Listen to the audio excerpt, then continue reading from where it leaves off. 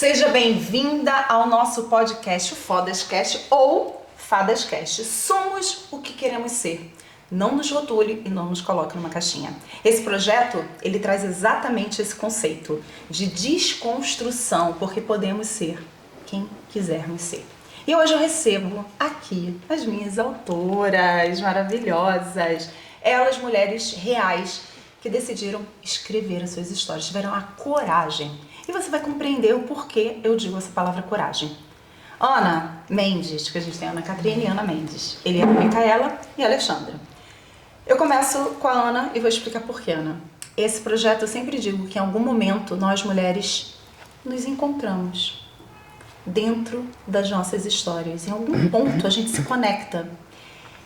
E eu me conecto muito com a tua história. Por quê? Porque eu também tenho tireoide de Hashimoto, que é uma doença autoimune, e eu sei que você fala disso na tua história e no teu livro. A tua superação. Como você conseguiu superar não só a doença, mas o quadro que te falaram. Eu quero que você fale um pouquinho pra gente de todo esse percurso, toda essa jornada. Primeiro, gostaria de agradecer a oportunidade de estar aqui e inspirar-me em histórias de tantas mulheres como eu, que querem dar o seu exemplo ao mundo. E inspirar-me também em ti, Catarina, que desde o Conecta Summit em 2022 tornaste uma referência na minha vida de proximidade. Podias ter características de vedeta, porque tens Características de quê? De vedeta. O que é isso? De vedeta... Eu gosto disso. Você percebeu o quê? Nós somos o quê? Mulheres, mas de nacionalidade cabo-verdiana, não é isso? Sim.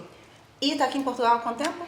Eu, na verdade, pertenço à segunda geração, porque os Sim. meus pais nasceram e são oriundos de Cabo Verde. Eu já nasci aqui em Portugal. Então você é portuguesa. Sim, assim. sim, mas vivo muito a cultura claro, de Cabo Verde. maravilhoso. Portanto, adoro a comida. o Me crioulo, convida, fala para seus pais. a gastronomia, isso mantém-se em casa. Fala para sua mãe. Então estás convidada para uma cachupada. Oh, adoro. Então, vamos lá. O que é isso que você falou? Vedetas são aquelas pessoas que vivem no brilhantismo, pensarem que são estrelas. E tu não és nada disso. Nós somos, todas nós. Não é estrela? Nós nos sentimos. Mas quando eu falo de ser vedeta, Sim. e tem a ver com o brilho de encarar as pessoas, de transmitires o teu brilho às pessoas. Sim. E não é aquela vedeta que está no pedestal, que é completamente diferente. E tu és uma pessoa de proximidade. Obrigada. E deixaste-nos chegar perto de ti, deixaste-nos fazer parte da tua história. E fizeste com que a nossa história pudesse chegar a outras mulheres. Dar voz a quem se calhar está calado por medo, por pensar que não é capaz. E como tu dizes muito bem, o lugar da mulher é onde ela quiser. É isso mesmo, com certeza. E qual é o teu lugar, Ana? O meu lugar é onde eu quiser. Neste momento estou numa fase de transição de vida. Comparativamente há um ano atrás para agora, a minha vida mudou completamente. Você foi bancária da banca? Fui quase 20 anos no mundo corporativo. Eu fui do mundo corporativo e 14 anos eu passei também no sistema financeiro. Eu compreendo bem a tua história também por conta disso, de viver um mundo de uma energia muito masculina e de te retirar o seu feminino. E eu adoeci por conta disso. E foi o que aconteceu também com a Ana. Sim, foi o que aconteceu comigo. Estive 20 anos no mundo corporativo, em que percebi que eu estava a viver os objetivos dos outros. Eu vivia sobre as expectativas dos outros e não em função do que eu realmente queria. E comecei a perceber que desse conjunto de cenários que estavam a acontecer enquanto eu trabalhava na banca, eu comecei a colecionar doenças, porque o meu eu estava magoado. E que trouxe comigo 3 doenças autoimunes, como falaste há pouco, tireoide de Hashimoto, calada, não é? Tudo fica aqui e o corpo manifesta-se, não é? A boca calada, corpo doente.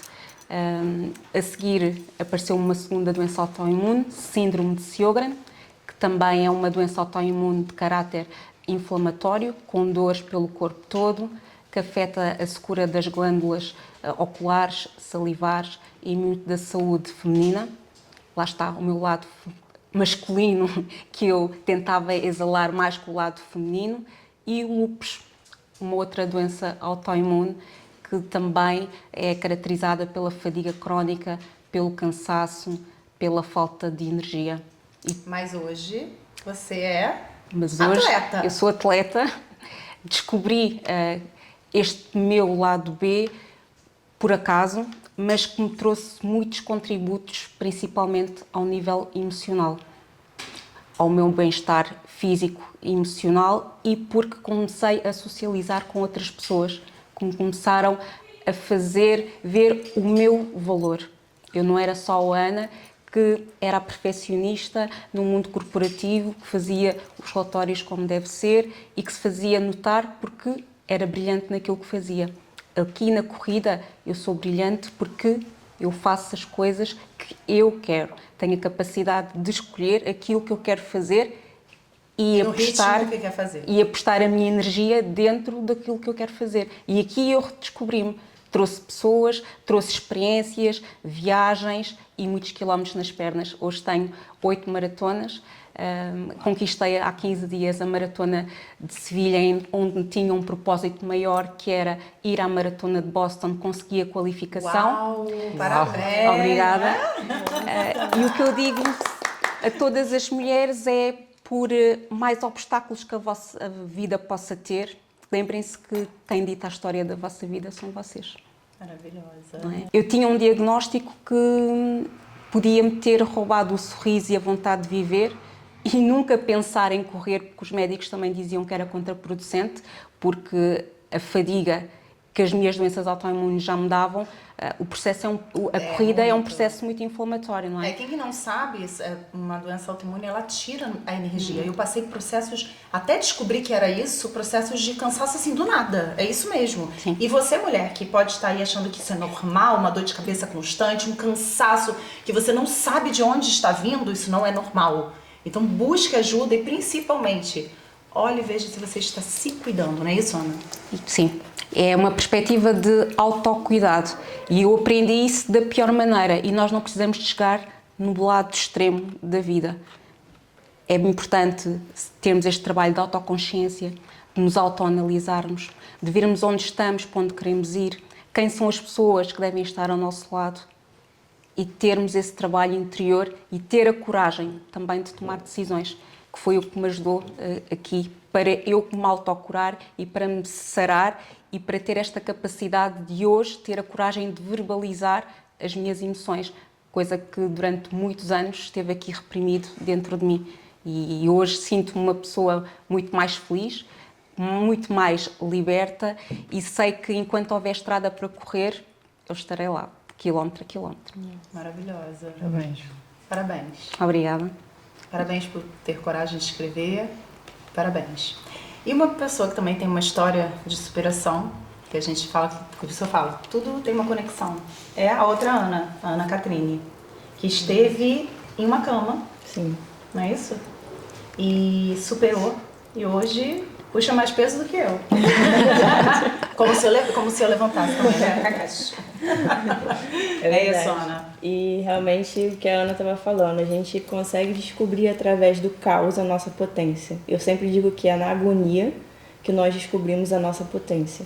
E se não fosse o ocorrido, que infelizmente não precisava ser dessa maneira, mas foi, eu não descobriria essa melhor versão de mim, sabe? De conhecer o esporte e viver um estilo de vida saudável. E realmente eu perdi todos os movimentos da minha perna, fiquei numa cama durante 2 anos e eu estava na melhor fase da minha vida, que era realmente ali da minha carreira, da minha empresa, mas infelizmente e felizmente foi um prejuízo que eu fiz lucro. Eu conheci um esporte que os médicos realmente não diziam que eu poderia fazer aquilo ali, sabe? Os médicos ficavam mesmo impressionados como que eu estava fazendo aquilo ali. E realmente eu consegui descobrir uma versão, a minha heroína. Realmente foi isso. E consegui ficar livre de todas as minhas dores, virei atleta, comecei a competir no CrossFit.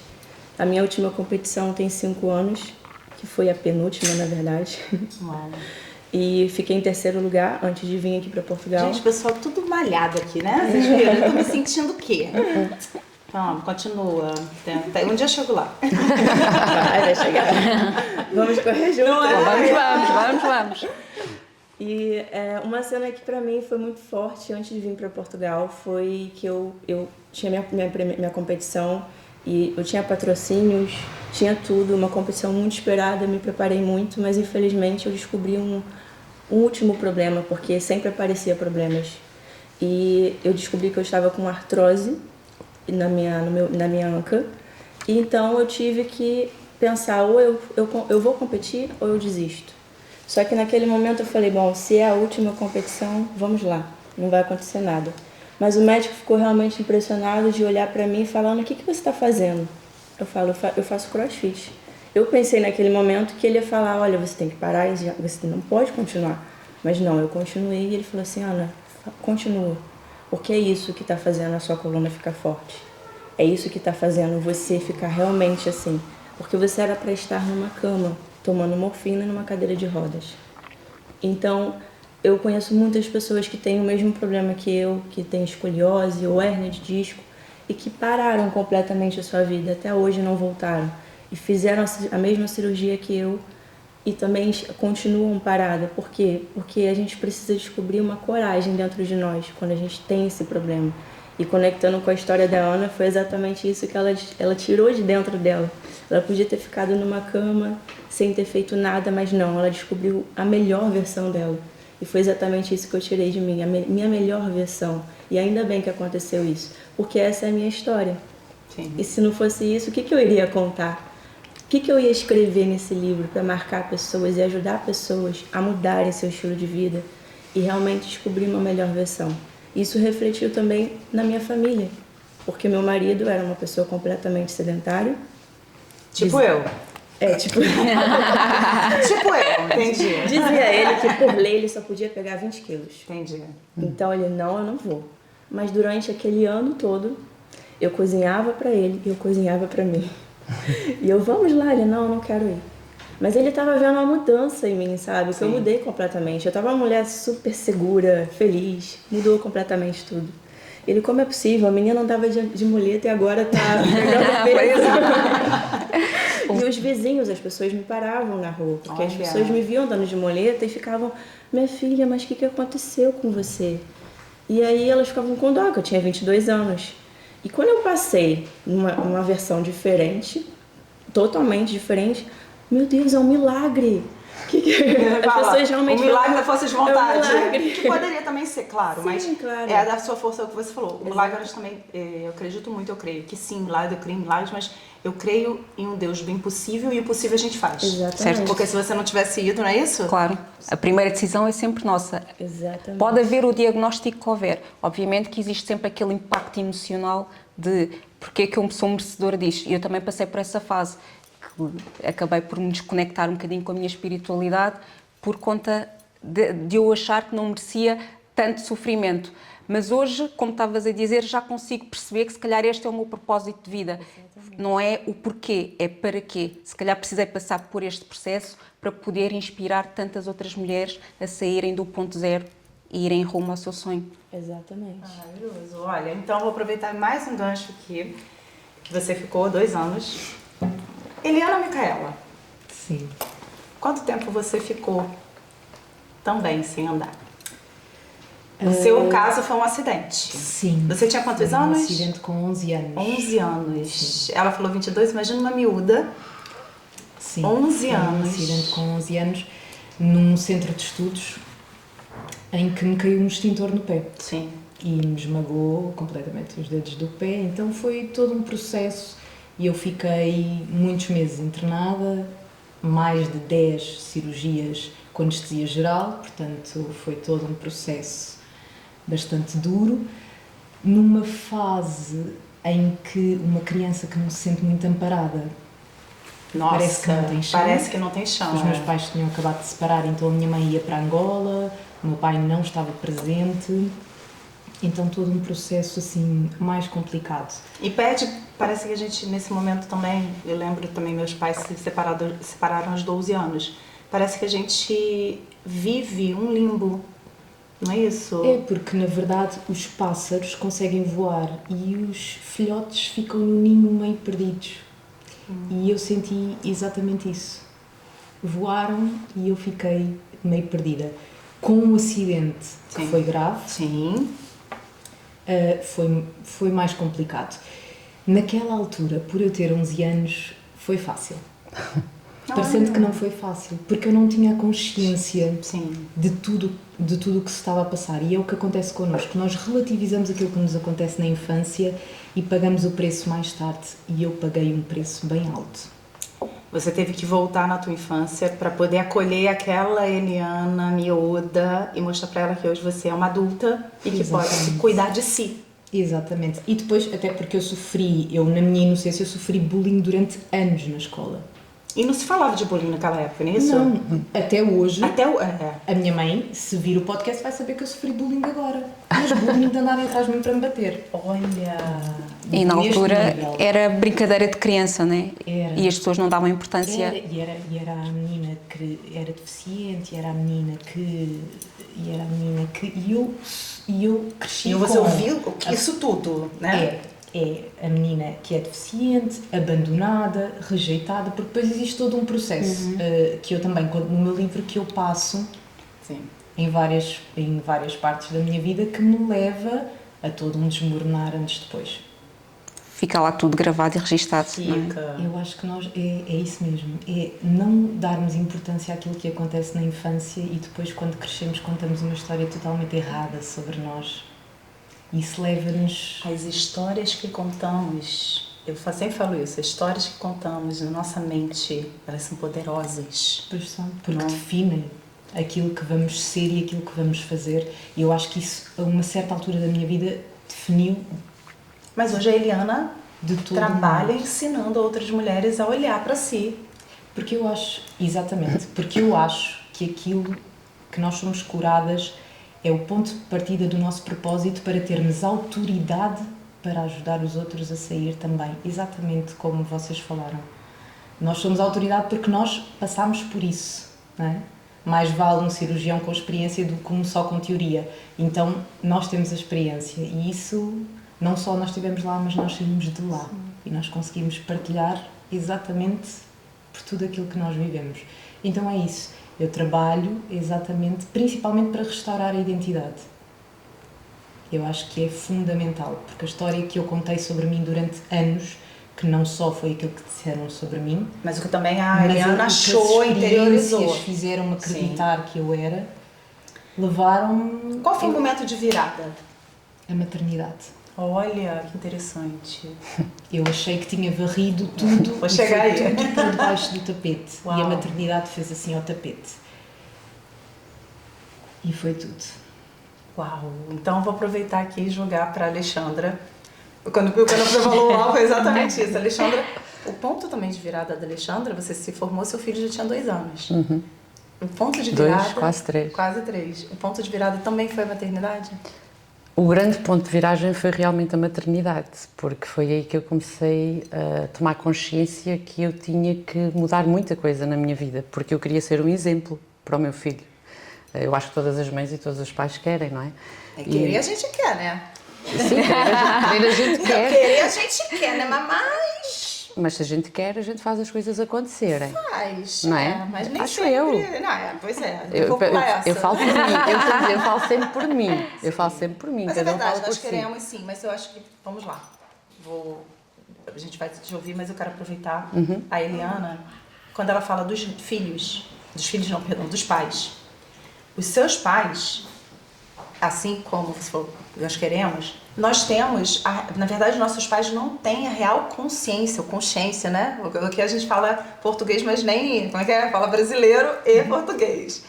Mas o que acontece? Eu percebo, tô falando de mim também, pelos meus pais, eu quero que a gente fale aqui, principalmente porque a Alexandra veio trazendo essa questão e a Eliana. Os pais, eles realmente fazem o melhor, só que tem uma coisa de diferente. Os pais, eles querem ser felizes, assim como cada uma de nós queremos ser. Eles querem dar um exemplo daquilo que eles aprenderam. E o que será que nossos pais aprenderam? A minha cura só veio quando eu visualizei o meu pai aos 12 anos e a minha mãe aos 12 anos. Quem eram aquelas crianças? O que eles aprenderam? O que eles poderiam me passar? Então, por isso, eu pergunto, agora, Como foi isso? Eu sei que a virada foi a maternidade e que a Alexandra hoje faz um trabalho totalmente diferente daquilo que se formou, não é isso? Eu costumo dizer que hoje fala-se muito da transição de carreira. Eu estou em transição de carreira desde 1999. Adorei. No século passado. É um bocadinho por aí, porque eu iniciei a minha jornada académica em 1993 e em 1999, com a morte da minha mãe, houve assim uma grande virada na minha vida. Eu já estava a trabalhar e estava a tentar, naquela altura, acabar o curso. E foi para mim impossível naquele momento acabar o curso, porque eu foquei-me no trabalho porque era aquilo que me dava o sustento. O curso eu coloquei um pouco de lado. Eu só voltei a acabar, como tu sabes, né? Depois, quando o Alexandre já tinha quase 3 anos, essa licenciatura. A virada foi na A maternidade. Mas hoje a Alexandra trabalha diferente daquilo que se formou. Porque a virada foi, você se formou em Beja. Não é isso? Adoro essa... Beja. É Beja, Beja, obrigada. Eu Beja, aprendo. Beja. Adoro. Eu já fui lá. Já passei. Tem a malhadinha nova lá, maravilhosa. Vinícola. Tu gosta de vinho, né? Adoro. Gente, Olha. olha onde é o podcast. Onde eu estou Olha. fazer o podcast. Gente, quem não Se tu quiser ir lá, é só tu dizer, porque eu conheço, viu? eu Por isso está quero, tranquilo. eu quero, Tá, a eu gente vai combinar. Da próxima vez a gente faz Olha os só, eu sou podcasts no carioca. Alentejo. Eu sou carioca. E tem duas coisas que carioca é. Quando você fala assim, essa semana, a gente estava terça-feira, nada a ver com o podcast, mas é bom para vocês aprenderem. Uma pessoa fez aniversário na terça-feira. A gente esteve com ela numa reunião. E aí a gente foi brincar. E aí, onde é o jantar? Ah, o jantar é nesse lugar. Toma aqui o endereço. Faz a gente... Era só uma brincadeira. Era só a gente te falar. Entendeu? Tem isso. E o carioca tem outra coisa também. Vai lá em casa, mas não te dá o dia nem o endereço. É verdade. E tem a terceira coisa. Ele chega na sua casa e fala assim, ó, tô indo. Aí vai. O Alentejano fala isso também. Então pronto. Estou indo. Tô indo. É logo ali. É qualquer coisa assim. Não é? Então, você estava se formando no Politécnico, mas hoje a Alexandra não trabalha com isso. Não.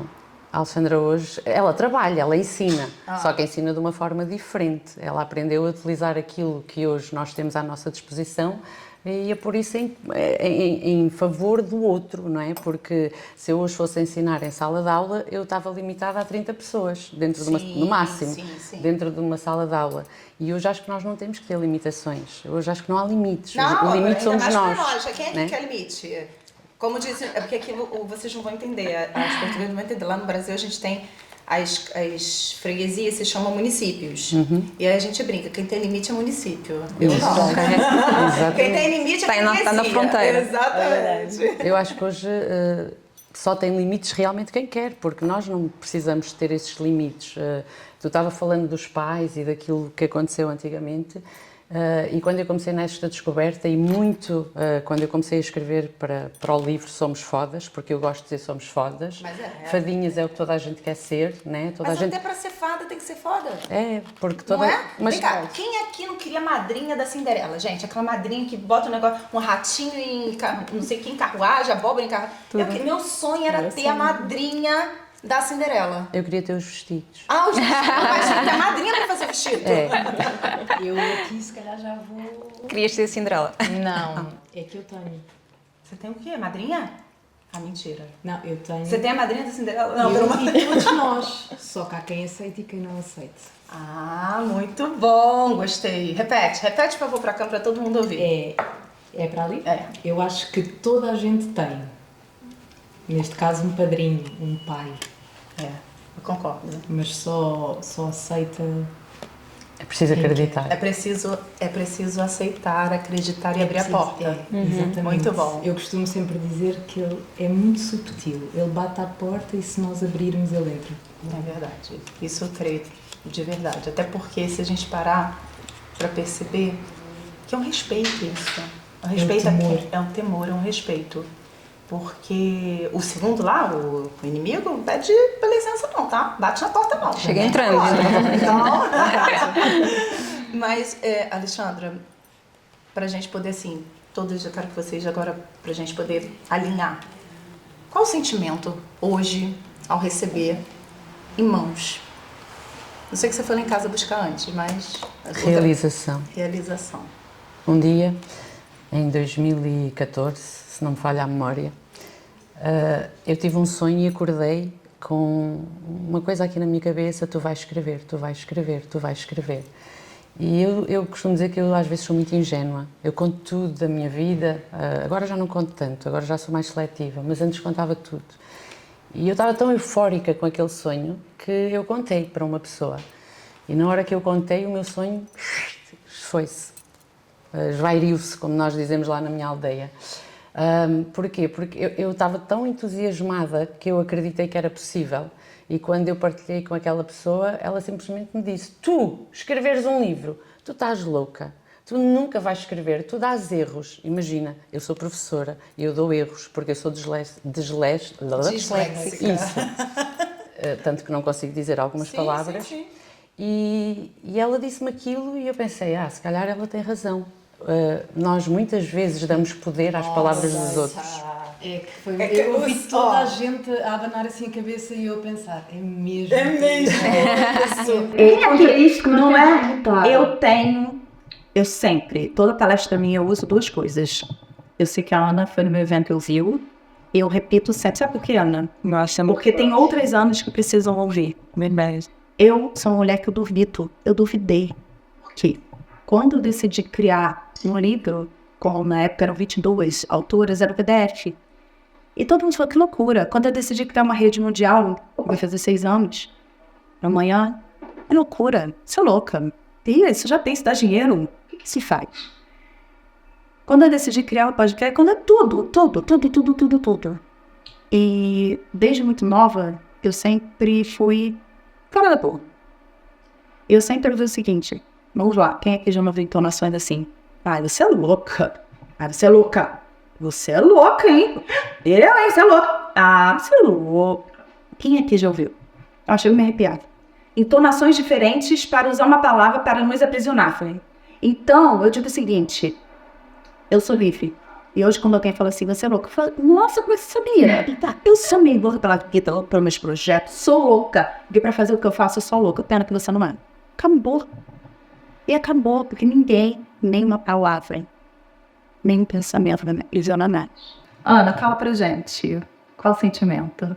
Para mim é um sentimento de transformação, porque ao escrever este livro isto também foi um processo de autocura.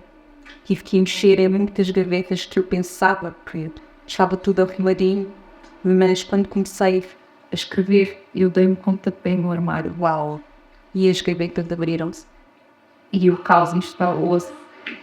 E eu fico emocionada de falar nisto porque Tive que ir remexer de coisas que a menina Ana tinha guardado e tinha deitado a chave fora. Mas a gaveta não estava bem trancada.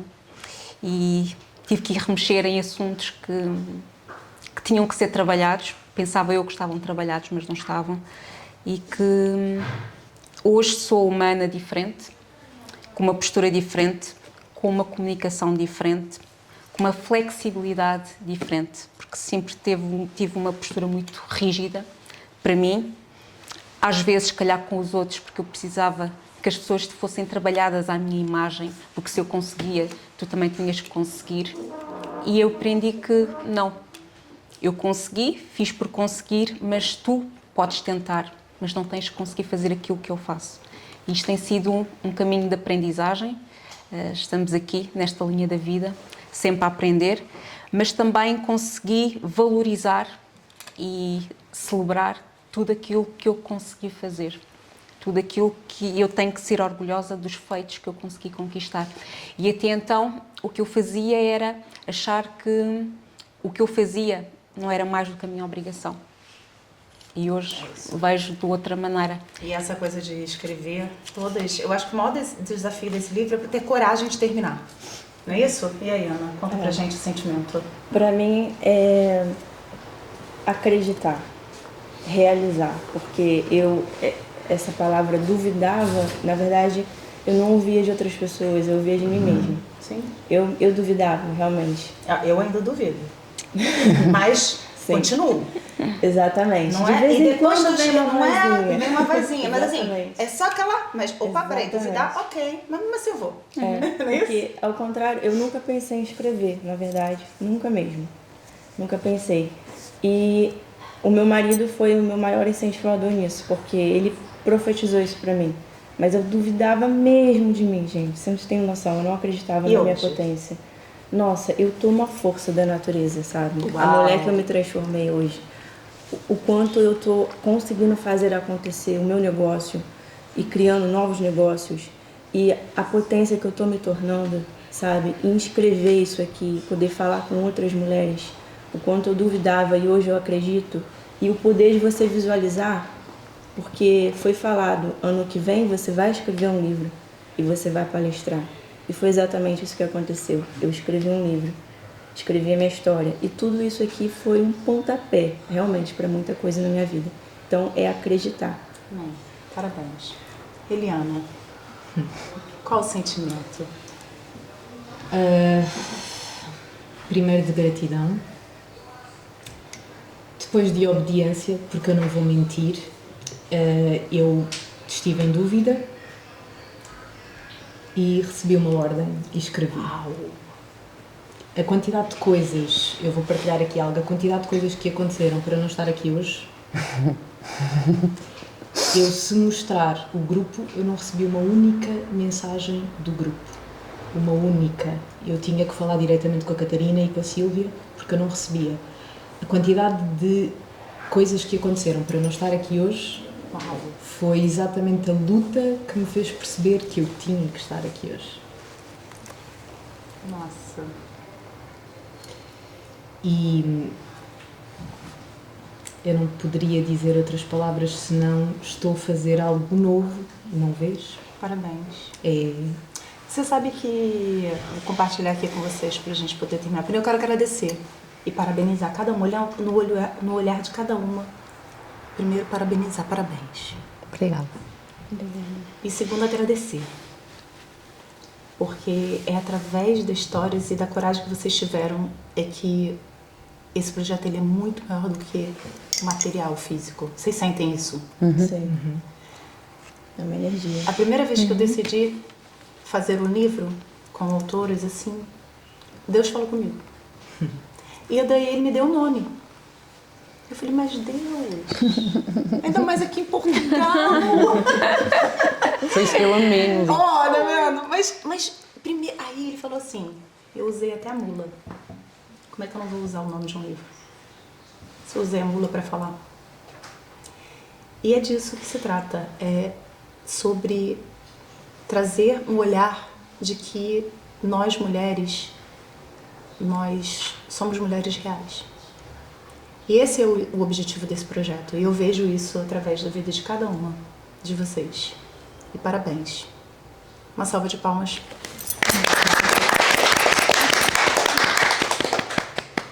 Eu vejo você no próximo episódio.